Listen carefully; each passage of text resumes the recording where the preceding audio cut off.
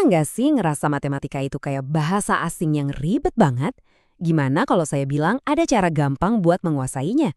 Nah, di sini kita bakal bongkar rahasia di balik bahasa universal ini, sebuah bahasa ringkas yang super kuat buat ngertiin angka-angka raksasa dan yang kecilnya minta ampun. Oke, kita langsung aja ya. Kita mulai dari masalah yang wah gede banget. Coba deh lihat angka ini. Ini tuh perkiraan berat bumi kita dalam ton. Bacanya aja udah bikin pusing kan? Kebayang nggak harus nulis angka ini berkali-kali atau lebih parahnya lagi dipakai buat ngitung? Jelas nggak praktis sama sekali. Pasti kepikiran kan, masa sih nggak ada cara yang lebih gampang buat nulis ini? Dan jawabannya tentu aja ada. Para ilmuwan dan matematikawan nggak mungkin buang-buang waktu cuma buat nulisin nol sebanyak itu. Nah, ini dia ide kuncinya. Anggap aja semua konsep yang bakal kita bahas ini tuh semacam bahasa gaulnya matematika. Kayak kita nyingkat kata di chat, ini cara kita bikin sesuatu yang super panjang jadi simple dan gampang diurus. Yuk kita bongkar alat pertama kita dalam bahasa ringkas ini. Ini fondasinya, namanya eksponen. Jadi dasarnya tuh gini, kalau kamu lihat AN itu artinya gampang banget. Kalikan A sama dirinya sendiri sebanyak N kali. Jadi daripada nulis 2 kali 2 kali 2 sampai 10 kali, kita tinggal tulis aja 2/10. Efisien banget kan? Dan yang kerennya, ide sekuat ini cuma punya dua bagian simpel. Ada bilangan pokok atau basis, ini angka yang kita kali-kaliin, dan ada pangkat atau eksponen yang ngasih tahu berapa kali kita harus ngaliin. Udah, itu aja. Nah, sama kayak bahasa pada umumnya, bahasa ringkas ini juga punya aturan main atau tata bahasanya sendiri.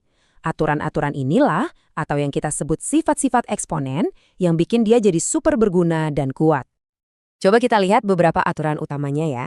Pertama, kalau kita ngalin dua basis yang sama, pangkatnya tinggal ditambahin aja. Kalau dibagi, gampang, pangkatnya tinggal dikurangin. Terus, kalau ada pangkat dipangkatin lagi, ya pangkatnya tinggal dikaliin. Aturan-aturan ini tuh kayak jalan pintas yang bikin hitungan ribet jadi jauh lebih gampang. Terus ada dua kasus spesial yang penting banget diingat. Pertama, angka apapun kalau dipangkatin 0, hasilnya pasti 1. Udah, gitu aja, aturan yang rapi. Kedua, pangkat negatif. Ini bukan berarti angkanya jadi minus ya, justru ini cara kita nulis kebalikannya, atau 1 per angka itu. Jadi A pangkat minus N itu sama aja kayak 1 per A pangkat N. Ini trik jitu banget buat nulis angka-angka yang kecilnya minta ampun. Oke, sekarang kita udah jago nulis pakai bahasa ringkas ini. Tapi gimana cara bacanya atau ngebalikin prosesnya? Nah, disinilah bilangan bentuk akar masuk. Ini alat kita buat nerjemahin balik. Bayangin deh, kamu punya lantai bentuknya persegi, luasnya 9 meter persegi. Kalau mau cari tahu panjang satu sisinya, kita kan mikir angka berapa ya yang kalau dikali dirinya sendiri hasilnya 9? Jawabannya 3 kan? Nah, proses inilah yang namanya nyari akar kuadrat. Ini cara kita nemuin lagi bilangan pokok yang asli. Nah, ini definisi formalnya. Lihat deh gimana keduanya nyambung banget. Nyari akar pangkat N dari B itu sama aja kayak nanya, angka A apa sih yang kalau dipangkatin N hasilnya jadi B? Keduanya itu kayak dua sisi dari satu koin yang sama. Kadang-kadang nih kita nemu pecahan yang bagian bawahnya atau penyebutnya itu ada akarnya. Nah, dalam matematika, biar kelihatan rapi, kita biasanya ngilangin akar dari situ. Prosesnya disebut merasionalkan penyebut.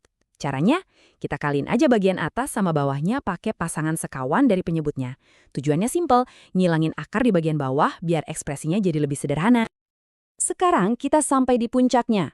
Di sini kita gabungin semua yang udah kita pelajarin. Dengan kekuatan eksponen dan basis angka 10, kita bakal buka kode pamungkasnya. Notasi ilmiah. Aturannya tuh simple tapi elegan banget. Kita ubah angka yang super besar atau super kecil jadi angka antara 1 sampai 10. Terus kita kaliin sama 10 pangkat sesuatu.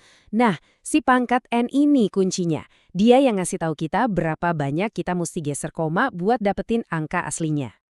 Dan ini dia momen ahanya. Ingat angka berat bumi yang bikin pusing di awal tadi? Lihat perubahannya. Pakai notasi ilmiah, angka super panjang itu jadi sesimpel 6 dikali 10 pangkat 21. Rapi, efisien, dan siap dipakai buat ngitung apa aja. Inilah kekuatan sejati dari bahasa ringkas matematika. Dan yang bikin ini luar biasa adalah fleksibilitasnya. Pangkat positif bisa kita pakai buat ngukur jarak antar galaksi. Sementara pangkat negatif, ingat kan artinya kebalikan, bisa kita pakai buat ngukur hal-hal super kecil yang nggak kelihatan mata, kayak ukuran virus atau atom. Satu alat buat yang super besar dan yang super kecil. Jadi, kenapa sih ini semua penting? Apa ini cuma sekedar trik matematika aja? Tentu bukan. Karena ini tuh bahasanya sains dan teknologi, bahasa yang dipakai buat ngebangun dunia kita sekarang. Para ilmuwan, insinyur, programmer, mereka semua pakai ini tiap hari. Dari ngukur jarak bintang sampai ngerancang microchip di HP kamu, bahasa ringkas ini ada di mana-mana. Paham ini artinya kita dapat kunci buat ngerti cara kerja alam semesta. Jadi, saya mau tinggalin satu pertanyaan buat kalian. Sekarang, kalian udah punya alat buat ngukur hal-hal yang skalanya ekstrim, dari kosmos sampai dunia mikro. Kira-kira, apa yang bakal kalian ukur? Penemuan apa yang nunggu di depan sana? Kemungkinannya bener-bener tanpa batas.